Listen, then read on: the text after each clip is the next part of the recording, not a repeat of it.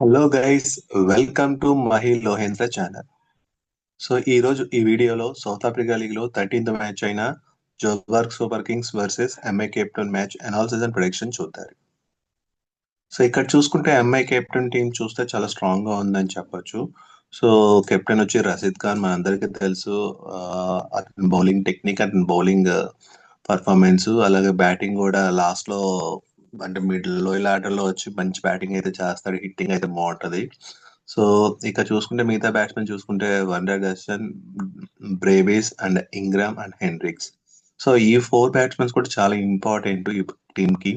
So wonder doesn't మన అందరికీ తెలుసు, వన్స్ క్రీజ్ లో నిల్చుంటే సో ఆటోమేటిక్ గా సిక్సెస్ ఫోర్స్ అయితే కొడతారు. సో అతని బ్యాటింగ్ టెక్నిక్ చూసుకుంటే బేస్డ్ ఆన్ పిచ్ బేస్ చేసుకుని అతను బ్యాటింగ్ అయితే చేయడం జరుగుతుంది. సో ఈ విధంగా చూసుకుంటే కనుక అతని బ్యాటింగ్ చాలా ఇంపార్టెంట్ టీమ్ కి. దెన్ బ్రేవిస్ కూడా తెలుసు మనకి. సో అలవాటుగా సిక్సెస్ ఫోర్స్ కొడుతుంటాడు. సో వన్స్ క్రీజ్ లో నుంచుంటే అవతల బౌలర్ కి చుక్కలే చూపిస్తాడు.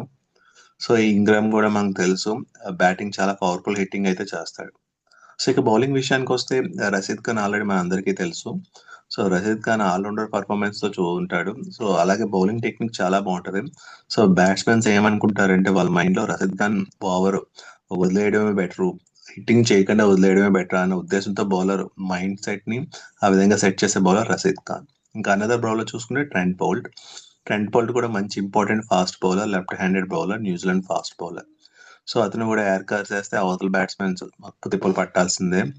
సో అయితే వికెట్ అని వస్తుంది, లేకపోతే డాట్ బాల్ అని వస్తుంది. సో అటువంటి బాల్స్ అయితే ట్రెంట్ బౌల్ట్ నుంచి మనం ఆశించవచ్చు. సో ఇది ఓవరాల్ గా చూసుకుంటే కనుక ఎంఐ కెప్టెన్ అటు బ్యాటింగ్ ఇటు బౌలింగ్ ఆల్రౌండర్స్ తో చాలా స్ట్రాంగ్ గా ఉందని చెప్పుకోవచ్చు.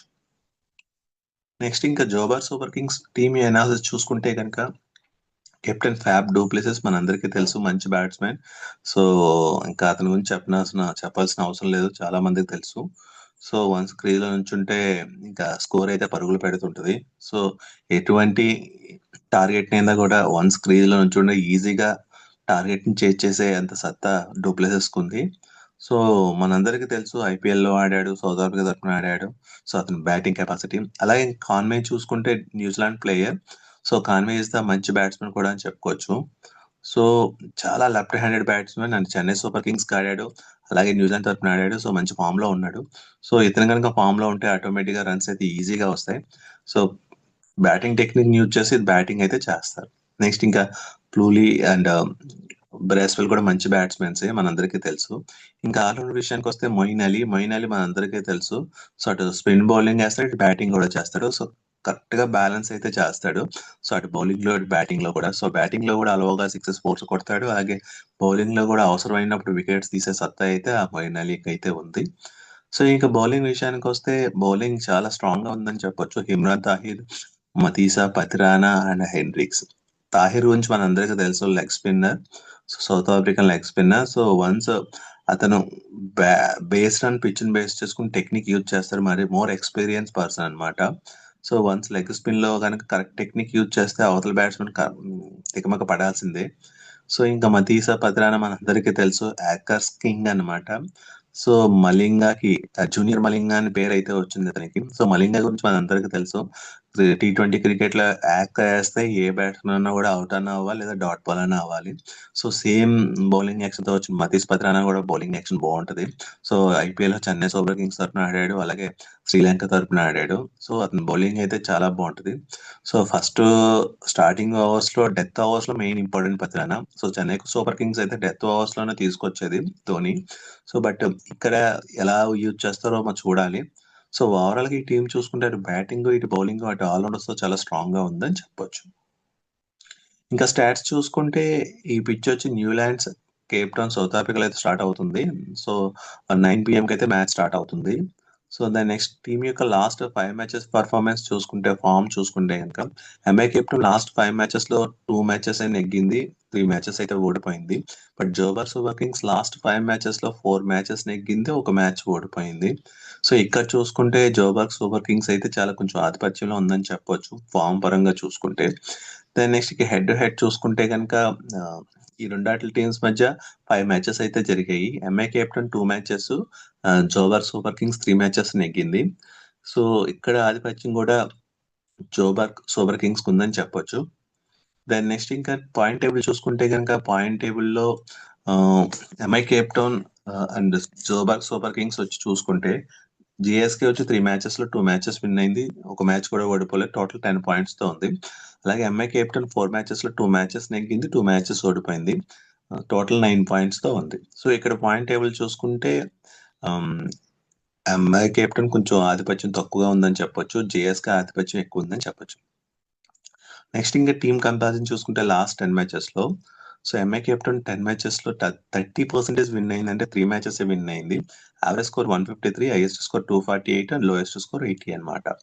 సో ఇక జిఎస్కే చూసుకుంటే 10 మ్యాచెస్ లో 60% విన్ అయింది, అంటే 6 మ్యాచెస్ విన్ అయింది. So 139 is the average score, 209 highest score and 78 lowest score. So ఇక్కడ చూసుకుంటే విన్నింగ్ పర్సంటేజ్ లో జిఎస్కే అయితే ఆధిపత్యంలో ఉంది, but highest score average score చూసుకుంటే కనుక ఎంఐ కేప్ టౌన్ అయితే ఆధిపత్యంలో ఉందని చెప్పుకోవచ్చు. నెక్స్ట్ వెదర్ రిపోర్ట్ చూసుకుంటే ఇక్కడ 49% హ్యూమిడిటీ ఉంది అండ్ అనదర్ లక్కీ ఛాన్స్ ఏంటంటే మనకి 0% రెయిన్ ఛాన్స్ అయితే ఉంది. సో రెయిన్ వల్ల మనకి మ్యాచ్ కి డోకా అయితే ఉండదు అనమాట, ఇది క్లియర్, చాలా గుడ్ న్యూస్ మనందరికి. సో ఇక నెక్స్ట్ చూసుకుంటే వెన్యూ స్టార్ట్ చూసుకుంటే ఈ పిచ్ లో టోటల్ 7 మ్యాచెస్ అయితే ఆడడం జరిగింది. సో 7 మ్యాచెస్ లో 43% ఫస్ట్ బ్యాటింగ్ తీసుకున్నారు, అలాగే 57% సెకండ్ బ్యాటింగ్ తీసుకున్నారు. సో 43% సెకండ్ బ్యాటింగ్ తీసుకున్న వాళ్ళు 43% ఫస్ట్ బ్యాటింగ్ తీసుకున్న వాళ్ళు విన్ అయ్యారు, అలాగే 57% సెకండ్ బ్యాటింగ్ తీసుకున్న వాళ్ళు విన్ అయ్యారు. సో టాస్ పెద్ద కీలకం కాకపోవచ్చు ఈ సిచ్యువేషన్ బట్టి. సో దాన్ని బట్టి మనం తెలుసుకోవాల్సింది ఏంటంటే సో అంత ఇబ్బంది పడాల్సిన అవసరం లేదు టాస్ ని బేస్ చేసుకుని.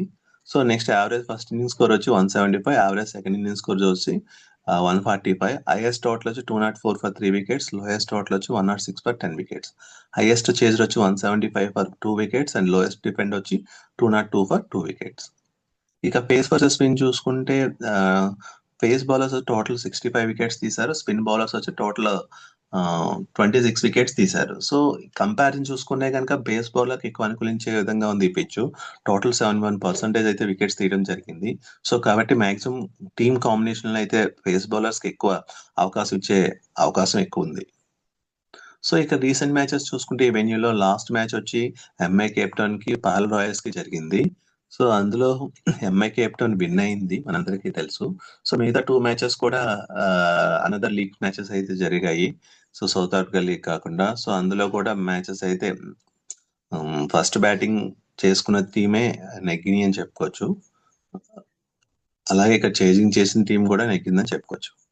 సో ఇది ఓవరాల్ గా recent matches on this venue. So based on this analysis and production, అంటే ఈ match analysis and production base చేసుకుని ఈ 2 టీమ్స్ లో నెగ్గేది ఎంఐ కేప్ టౌన్. కానీ టాస్ వేసిన తర్వాత యాక్చువల్ రిజల్ట్ మా ఛానల్ అయితే పోస్ట్ చేయడం జరుగుతుంది. సో అలాగే మా ఛానల్ లింక్ ని డిస్క్రిప్షన్ లో అయితే ఇవ్వడం జరిగింది, ఒకసారి ఆ లింక్ ఓపెన్ చేసి ఛానల్లో జాయిన్ అవ్వండి. అలాగే ఓన్లీ బిగ్ బ్యాష్ లీగే కాకుండా BPL, so south Africa league 20 running matches, అలాగే ఫుట్బాల్ మ్యాచెస్ ఇక ప్రొడక్షన్ అయితే మా ఛానల్లో జరుగుతుంది. సో మా ఛానల్ అయితే ఫాలో అవ్వండి. Thank you.